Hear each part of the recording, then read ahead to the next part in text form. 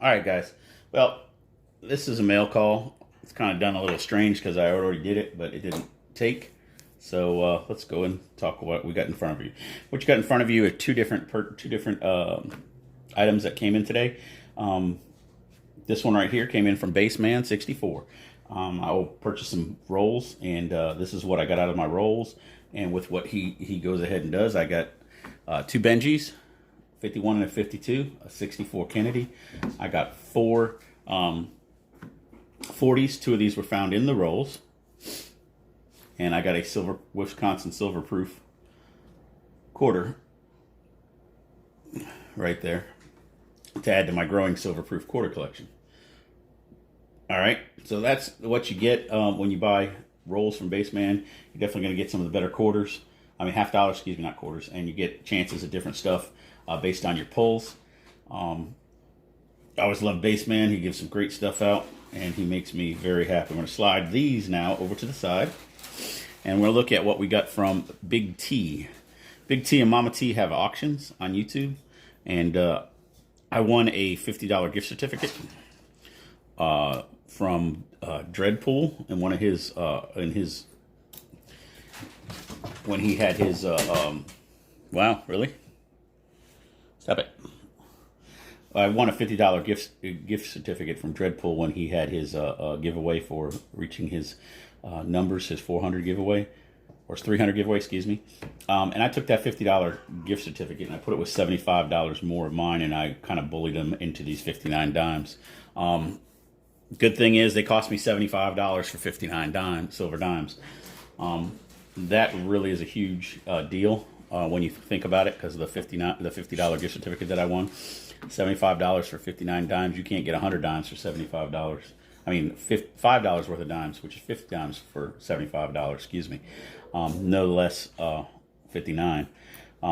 There's 20 Mercs here, and then there's 30, excuse me, 20 Mercs, and then there's 39 Rosies that are right here, okay? So I'm going to go ahead and show you these on another video. I want to break them down, show you what I got, and another video exactly on those, and show you how to get it. But auctions, when you got a gift certificate, are really easy to get exactly what you want, because you can kind of tell everybody, hey, I'm going to pay this much for it, and you can't afford to pay that much because you don't have a gift certificate. So $75 for 59 dimes is a great deal. You know, like I said, we found two of these were in my rolls, so we definitely got some bonus there. I want to say one of my 40s was a bag pull, as was this quarter. So definitely some good stuff going on there. All right. So that being said, that's the first part of what I wanted to cover. The second part of what I wanted to cover today was talking about the short that just went on. The short sales that they're trying to do, and how Wall Street Beats was trying to manipulate the silver market. They did a small manipulation. They rose it up $5, pretty much mostly overnight was how it raised up, and then the rest of the time in the morning. Now what you saw was no manipulation overnight, other than people buying it on the overseas markets. Are you supposed to be up there? People buying it on the overseas markets, going ahead and doing it before the banks or the financial institutions were really involved in it. Then you saw this morning, it kind of, everybody watched for about an hour as it slowly crept up, and then there was a profit taking where it dropped down about $1, and then it rose back up up throughout the day till it hit $30.06. At that point, there was another large profit taking, which was caused by, I'm sure it was caused by people who had sales set at 30. So it was a nice little dip in the market right there. And then it's been up and down ever since. Last time I looked was like 11 a.m. Eastern. So it might have changed since between now and then, or definitely since the time between I did this and you watched it. But what this uncovered was a couple other things.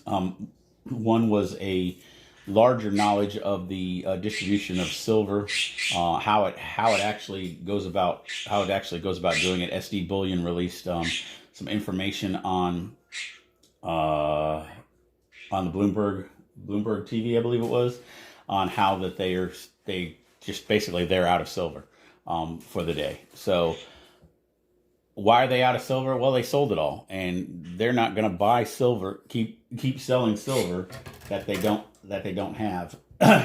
That's a bad business practice, because if you were to sell me silver at 28, and you don't get in till the next morning, and you've sold me 100 ounces of silver at 28, and by the time you get in to buy that silver from your wholesaler who brings it back to you and delivers it to you, it could be $30 an ounce, and you've lost $2 an ounce times however many ounces I bought. So that'd be $200. And if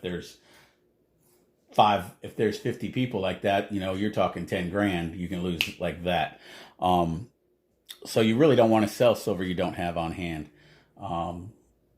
That being said, that's why they're going to shut down these markets. The limiting of purchases to certain sizes that some people are doing is to help their infrastructure be able to handle the higher volume of sales that they're going through. When you have a spike in sales, a lot of times it takes a while for you to recover from it. It also takes a while for you to handle it, because you're set up to work with X amount of people, and now you have twice as much work with the same amount of people. So you're scrambling to get it done. So that leads to either longer times to fulfill your orders, or it leads to overwork people, paying overtime, increasing your costs. So that makes sense to me. It's really simple business. So it's easier for them to fill a 1,000-piece order, because usually $1,000 order has, I want 100 rolls of this, or not 100 rolls. I want 50 rolls of this, 50 units of this, boom. Or in this case, it'd probably be more like 35 units of this. So there'll be more of buying a tube of this and filling it out, rather than I want this piece, I want this piece, I want this piece, I want this piece, which the smaller collector does. Now, that being said, it also showed that the international market does have a larger play on the silver prices than was initially thought. They did manage to get, like I said, almost a $5 increase in prices. So what we're seeing is that either the financial community here in the States is going to have to step it up and manipulate further to keep the prices down, or they're going to have to decide that they need to get out of their shorts for a while until the smoke clears. I expect they'll settle down till the smoke clears. Let's see what happens. They'll try to keep it in the $30, maybe $35 range if they can. I don't anticipate it's going to stay here very long. People get bored. It also might just settle down for a few weeks and then have a big united push at one time. So I don't think we're done with the silver increasing, but it definitely exposed some flaws in the system that need to be fixed and rectified. I really think we should separate the price of actual bullion silver and constitutional silver, the actual physical silver away from the futures of silver, because the futures of silver, they're just moving the money around in circles without actually making the silver. So that's inflating or deflating the prices of mining contracts in effect. Where we have the actual silver here, and there's only so much of it, and the laws of supply and demand should dictate more of the price, the physical price of the physical silver. Because if I want to go out and buy something, I've got this. I can say, hey, this is worth $3, $4 of silver.